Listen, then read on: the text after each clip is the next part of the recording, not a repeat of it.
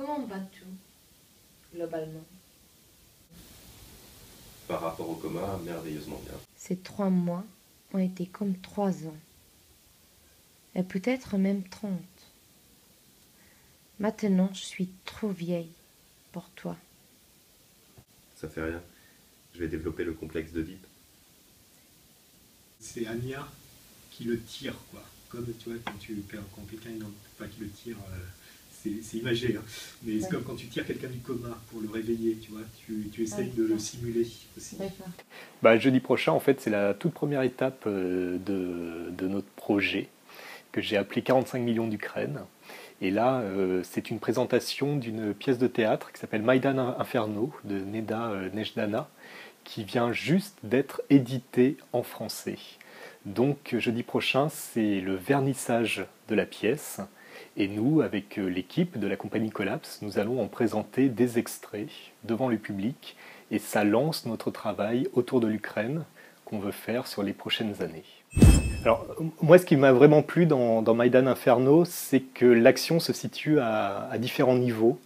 On suit 2 personnages qui sont Oreste et Anya, ou Angelina, qui sont 2 jeunes qui se retrouvent comme ça sur la place de Maïdan. L'un est alpiniste, l'autre est philologue, et malheureusement, les Berkoutes les séparent très vite. Donc, et Oreste est vraiment tabassé, et il est sur un lit d'hôpital, et il est dans un espace entre la vie et la mort. Et ces 2 personnages continuent à parler dans un autre espace, entre eux. Ils ont leur propre questionnement sur qu'est-ce que c'est que la démocratie, qu'est-ce que c'est que la liberté, qu'est-ce que c'est que d'être bilingue, qu'est-ce que c'est que de maîtriser plusieurs langues, quelle est leur situation actuelle. Et après, il y a encore un 3e niveau dans cette pièce qui m'intéresse particulièrement, c'est le niveau des réseaux sociaux.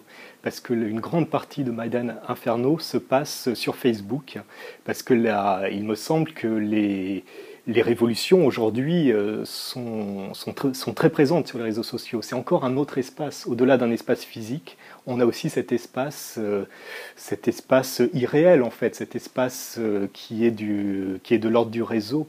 Et c'est pour cette raison que, dans le cadre de la présentation, j'ai fait appel à un artiste de cirque, qui est quelqu'un qui peut faire une démonstration de force brute, parce que c'est à la fois quelqu'un de très agile, de très fort, une de ses spécialités de plier d'énormes barres de fer.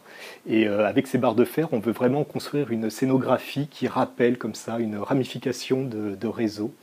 Et il y a très certainement une surveillance aussi qui peut exister. Enfin, on ne sait jamais trop qui se cache derrière des utilisateurs de Facebook ou derrière des masques, parce que les personnages de Maïdan Inferno sont souvent masqués. En fait, je peux reconnaître un peu la situation qu'elle est en Croatie aussi, politiquement. Pas complètement, tout à fait, parce que cette pièce parle d'un sujet particulier, mais à travers ce sujet, elle touche pas mal des questions qu'on peut reconnaître aussi dans la société où on vit. Par exemple, il y a une expression qui dit « un seul gros légume décide pour tout le monde ». Effectivement, un petit peu comme Manuela, j'ai été touché par la thématique, et voir que même si ça se passe en Ukraine, ça a des résonances ici. Et puis je me suis rendu compte surtout que je connaissais pas du tout ce qui se passait réellement en Ukraine. J'avais ce que nous montrent les informations françaises sur le conflit en Ukraine, sur cette révolte qui a eu lieu.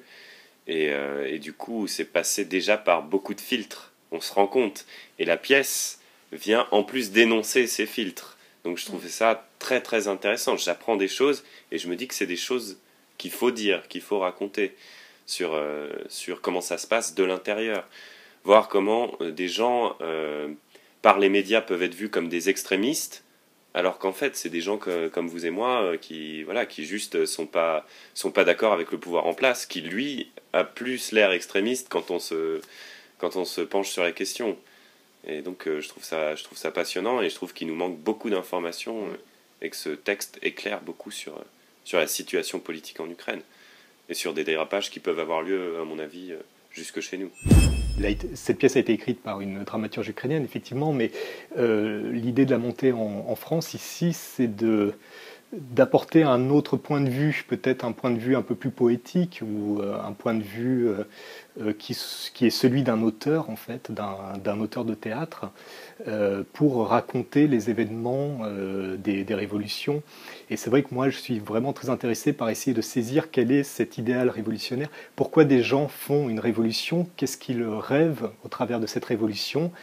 Et après, on sait, par rapport à l'histoire, que les révolutions sont toujours un peu détournées, qu'il y a quelque chose qui n'est pas... le résultat de la révolution n'est pas l'idéal de départ. Mais moi, c'était vraiment qu'est-ce qui amène des citoyens à vouloir faire un mouvement comme ça, à occuper une place, à prendre des armes. Effectivement, pour ce projet... je vais travailler sur différents auteurs ukrainiens et j'ai voulu trouver un titre qui rassemble un peu ce travail et j'ai choisi 45 millions d'Ukraine, comme s'il y avait 45 millions d'Ukrainiens qui rêvaient chacun de leur propre Ukraine. Et c'est un peu un titre qui est en opposition à une certaine pensée unique qui pourrait exister en Russie, par exemple, où on tenterait de faire rêver une seule Russie.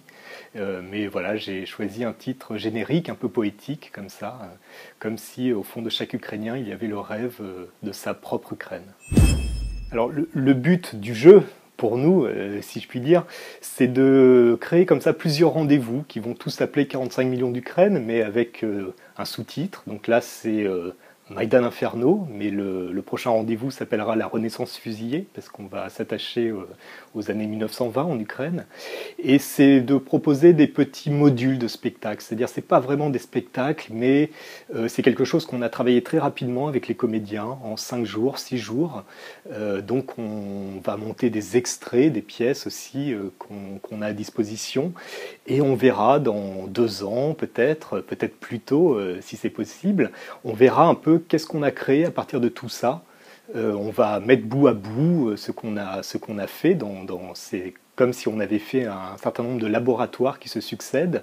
Et à partir de là, on espère avoir suffisamment de matière et aussi pour notre équipe avoir suffisamment de maturité pour envisager la création d'un spectacle qui soit une grande forme et qui puisse vraiment s'appeler un spectacle en tant que tel.